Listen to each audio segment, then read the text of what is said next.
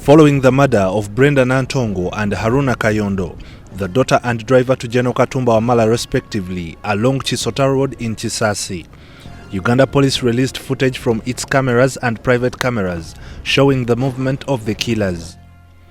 Two motorcycles were captured fleeing at a very high speed, with one holding what appears to be a gun in his right hand and the rider wearing a white helmet. The camera captured this motorbike at 8:29:31 seconds. The second bike was captured at 8:30:12 seconds, a time lag difference of 41 seconds. The two had their heads covered and the passenger holding what looks like a gun on his left side. This camera at the neighborhood captured the motion of what happened at that time. From the crime scene, there are 6 cameras located along Bukoto Kisaasi flyover. The first motorcycle is captured at 8:58:01 seconds, while the second motorcycle is captured at 8:58:27 seconds on the same flyover. The time lag is now reduced to 26 seconds, meaning they were close while taking off. That image is sufficient enough to give us clue.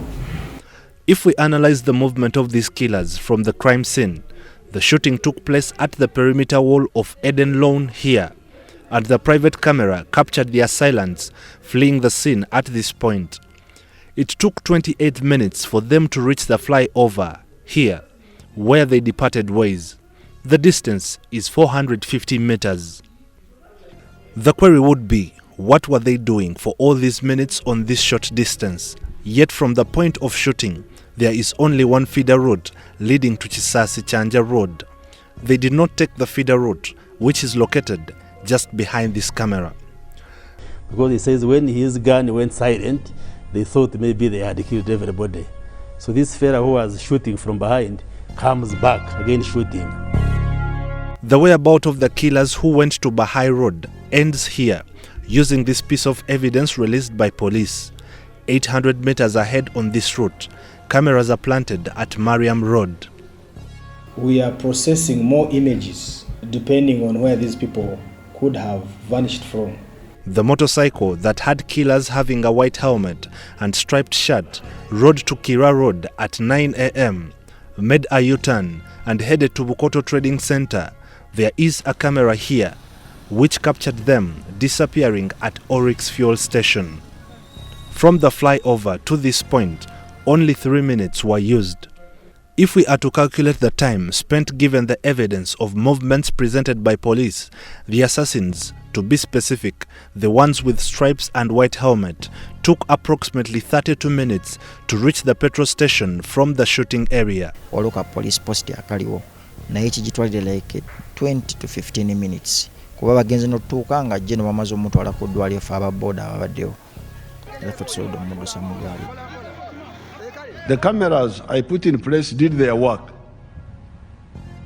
As you saw, the killers were running from one area to another area. Why didn't the camera center alert all the patrol cars and even the UAVs? UAVs are these unmanned air vehicles. We have them. They can follow you anywhere once they are deployed to chase and block these killers. Basing on the time indicated on the camera as evidence and supposing it is correct time, the shooting might have happened before 8:29 a.m. At the Oryx fuel station, security found us mapping the area.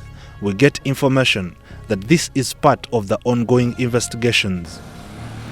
There are leads to crack down the assailants, the help of CCTV cameras, bullet cartridges collected at the scene of crime to ascertain the type of gun used. For instance, the gun which was used is already identified. Eyewitnesses' accounts who claim one assailant was shot at. Agasobodde okukwata omu ku babadde bakuba era agenza akutte ku kiwato bw'ati wano ng'omusayi gumuvamu. Assuming we start talking about the injured suspects, the injured assassins, do you realize that you are preempting his move for a medical examination? In such a sophisticated case, police holds their findings confidential in order not to jeopardize the process of investigations. I can only assure you that the team which is on the ground is highly proficient with the pedigree and high-level experience. It is being enhanced by science, and the operation is joint. Or at least if you think it is a security that it's a risk that you need to keep it to yourself, can you then manage the situation and stop these killings? And we are very optimistic that we shall apprehend these culprits. Such assassinations have been whistleblown by bloggers and have turned out to be legit. Police has key interest in all this as evidence. Katumba Wamala okimanyi bulungi nnyo nti okutta kw'abantu mu Uganda naddala abantu ab'ebitiibwa balina essaazi babatiramu, balina common hours. So in as far as any theory that can come along, we shall take it up, but pursue it after the evaluation. We cannot undermine what he's saying, but neither can we first leave the scientific pursuit which we are undertaking in preference of what he's saying. Meanwhile, reports of previous assassinations have been handed over to the Director Public Prosecution as a form of accountability to the public. The article that establishes the Office of the Director of Public Prosecution compels us to report to the Office of the Director of Public Prosecution for purposes of prosecuting. 2, the provided information, once clearly evaluated by the Office of the Public Prosecution, is used as evidence and it is laid to court, sometimes even shared by the defense lawyers.